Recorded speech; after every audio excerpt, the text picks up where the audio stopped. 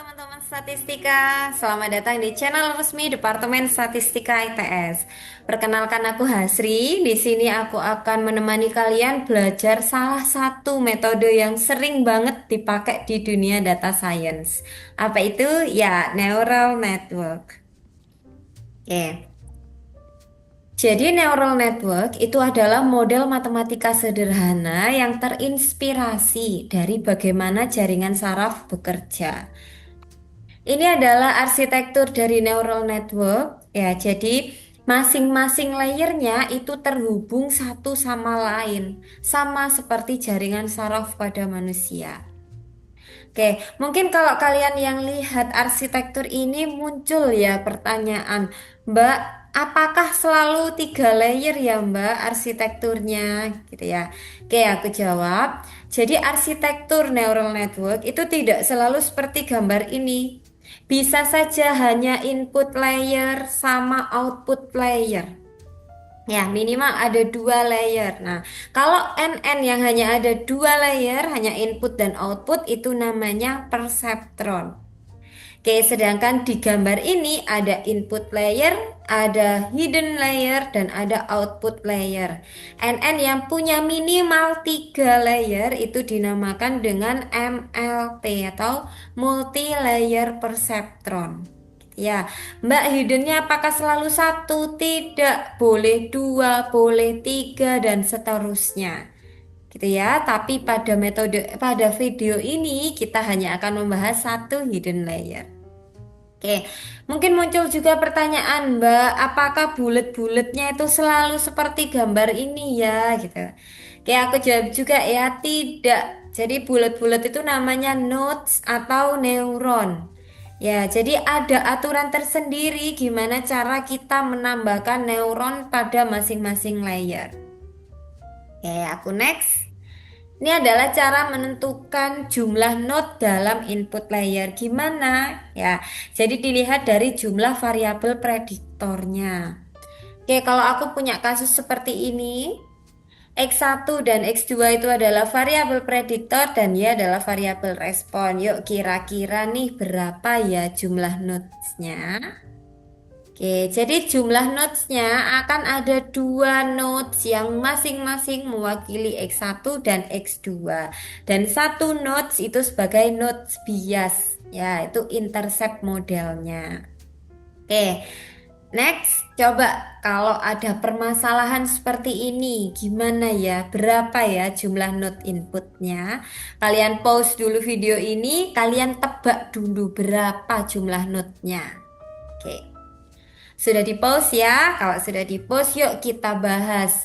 Jadi di sini variabel responnya itu adalah keputusan memberikan pinjaman atau keputusan tidak memberikan pinjaman. Variabel responnya ada apa aja? Ada gaji, ada pengeluaran, dan ada jumlah anggota keluarga. Jadi ada berapa variabel prediktor di sini? Ada 3. Oke, kalau ada 3 variabel prediktor, maka jumlah node input layernya akan ada 3 juga ditambah dengan satu node bias. Oke, sudah paham ya sampai sini? Aku next ke cara menentukan node dalam hidden layer. Ya, jadi tidak ada aturan tertentu yang menyatakan jumlah node dalam hidden layer.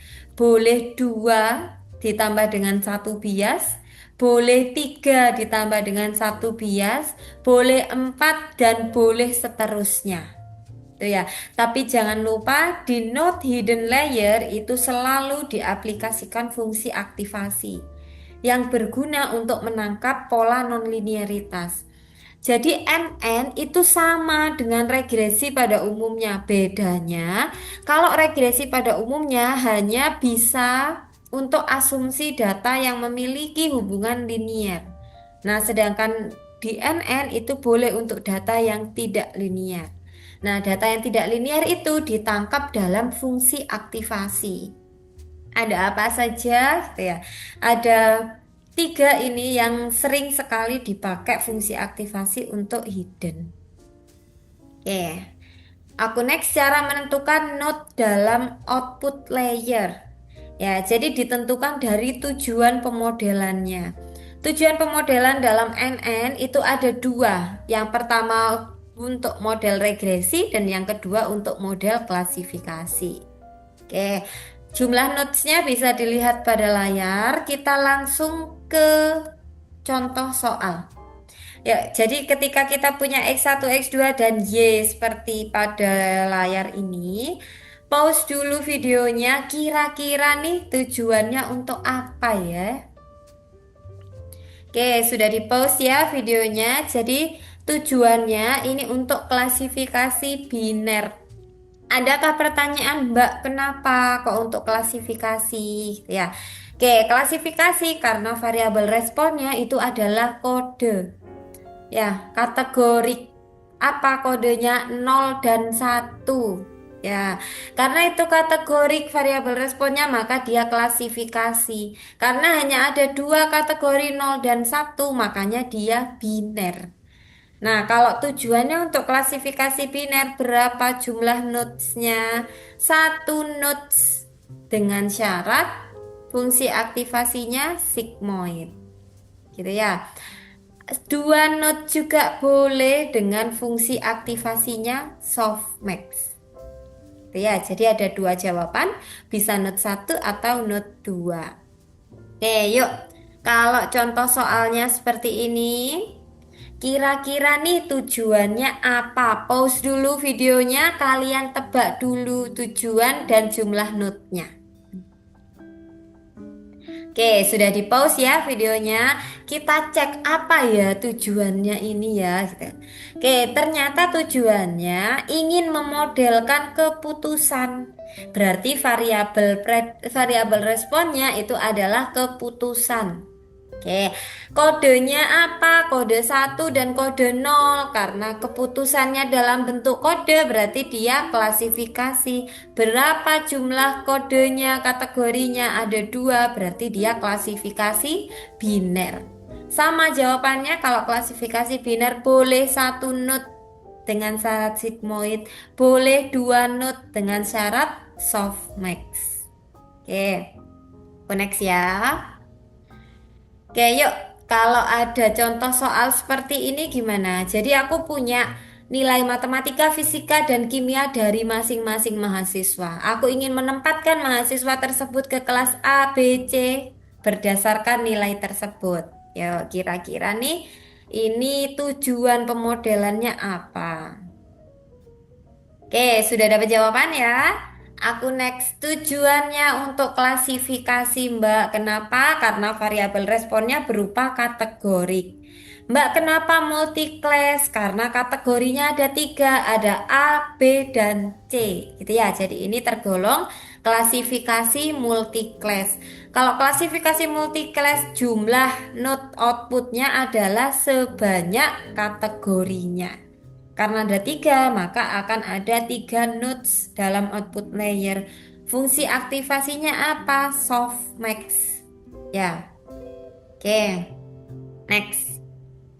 Yuk, kalau ada contoh soal seperti ini, kira-kira tujuannya apa ya? Gitu ya. Seperti biasa, di pause dulu, kalian tebak dulu. Oke, aku next ya. Tujuannya untuk regresi. Kenapa? Karena ini ingin memprediksi harga rumah. Nah, harga rumah itu datanya kontinu. Kalau variabel responnya kontinu, berarti tujuannya untuk regresi.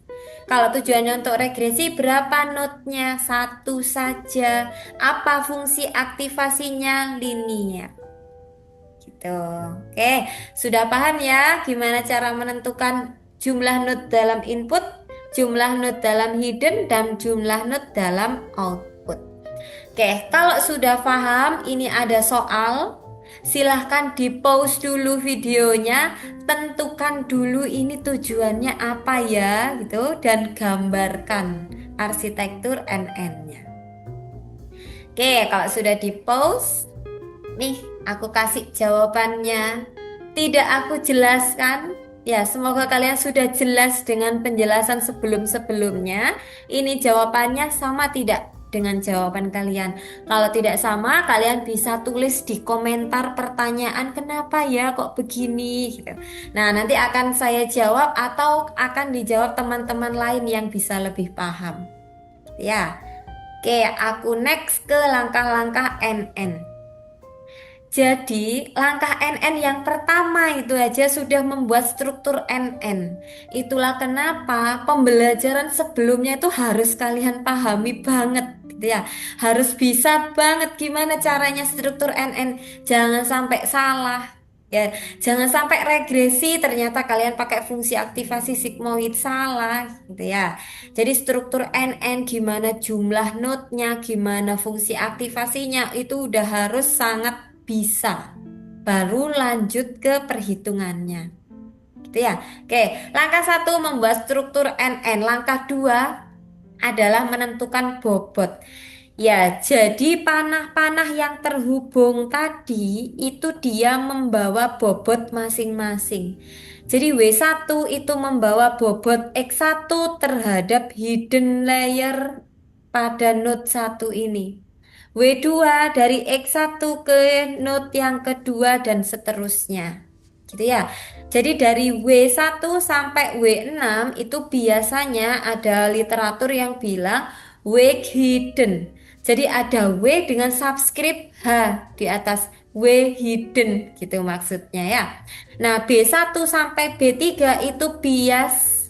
Nah, karena biasnya itu mengarah pada hidden, biasanya literaturnya menuliskan B subscript atas H. Artinya B pada hidden. Gitu ya. Oke, tidak bingung ya meskipun tidak saya tulis subscript hiddennya. Nah, sedangkan W7 sampai W9 itu namanya wake output. Jadi biasanya ada yang menuliskan W subscript atas O. Tuh. Oke, supaya tidak bingung di sini saya tulis semua W1 sampai W9, B1 sampai B4. Gitu. Pada langkah pertama NN dia diapakan gimana cara aku mendapatkan bobot itu di random. Ya, random aja W1 sampai B9, W9, B1 sampai B4. Oke, setelah di random kita maju forward menghitung di hidden layer ini. Ya, oke, next. Jadi di hidden layer itu akan dihitung pada masing-masing nodes ya, node 1, node 2 dan node 3. Ada titik merah dan titik biru di sini. Titik merah itu dinamakan net hidden. Jadi dia kalau di atas berarti net H11, kalau yang biru itu namanya out. Ya, oke. Yang pertama, kalau kita mau menghitung hidden layer pada node pertama, harus kita perhatikan panah yang mengarah pada hidden hidden 1, node 1. Oke, ada panah apa aja? Panah W1, W4, dan B1. Maka untuk mencari yang merah ini merah, itu net H11, itu kita pakai kombinasi linier dari W dan X-nya. Kombinasi linear biasa. Nah, setelah kita dapatkan netnya, kita akan menghitung outnya. Outnya gimana cara hitung? Aplikasikan fungsi aktivasi hidden. Tadi udah ada kan fungsi aktivasi hidden. Apa tujuannya fungsi aktivasi tadi? Untuk menangkap pola nonlinearitas. Nah, jadi di sini kita bisa menangkap pola nonlinearitas pakai fungsi aktivasi ReLU. Gimana fungsinya? Maksimum dari 0 atau net H1. Gitu ya. Next, yuk kita akan menghitung hidden layer pada node yang kedua sama. Ya, lihat panah-panah yang mengarah pada node yang kedua. Setelah itu kombinasi linier dan dimasukkan fungsi aktivasinya. Next, yang ketiga, hitung nodes hidden layer yang ketiga. Lihat juga panah yang mengarah ke sana. Hitung netnya, hitung outnya, selesai. Ya, oke. Setelah itu kita akan menghitung net dan out pada outputnya. Ya. Oke, kalau pada output ini kita akan menghitung bagian merah sama namanya dia net O. Net O ini lihat panah yang mengarah ke situ, panah siapa saja gitu ya. Ada 4 panah yang mengarah ke sini. Netnya itu adalah kombinasi linier dari wake dan outnya. Ya. Out O itu kita aplikasikan fungsi aktivasi sigmoid. Nah, yuk diingat-ingat kalau fungsi aktivasi sigmoid tujuannya untuk apa ya tadi ya? Oke, aku jawab sendiri ya. Untuk klasifikasi biner. Ya, oke, jadi akan ada out O seperti ini ketika dia sudah dimasukkan fungsi sigmoid. Nah, out O itu berisi peluang. Outputnya out O itu adalah peluang. Nah, peluang ini itu adalah peluang untuk masuk ke kelas 0 atau ke kelas 1 gitu. Nah, sehingga dari peluang ini kita masih belum bisa mendapatkan kesimpulan. Oh, observasi satu klasifikasinya kemana? Belum bisa. Nah, karena belum bisa, maka dari peluang itu ditambahkan threshold. Nah, dari threshold ini nanti kita bisa lihat dia masuk ke ke klasifikasi nol atau ke klasifikasi satu. Begitu. Paham ya? Oke, sekali lagi kalau tidak paham, silahkan tulis di kolom komentar. Oke, yuk ini terakhir. Jadi, ini adalah kesimpulan dari awal sampai akhir. Kita belajarnya tentang neural network. Ya, kata-kata itu adalah vocab, itu adalah kosakata yang sudah aku bahas dari awal. Jadi kalau ada salah satu aja yang tidak kalian paham, kalian harus mengulang lagi videonya dari awal karena semuanya sudah aku pastikan pernah aku sebut gitu. Jadi harusnya kalian bisa semua kosakata tersebut. Oke, sampai sini dulu ya videonya. Semoga bermanfaat, semoga kalian bisa memahami penjelasan saya. Oke, saya tutup dulu. Terima kasih. See you next video and bye.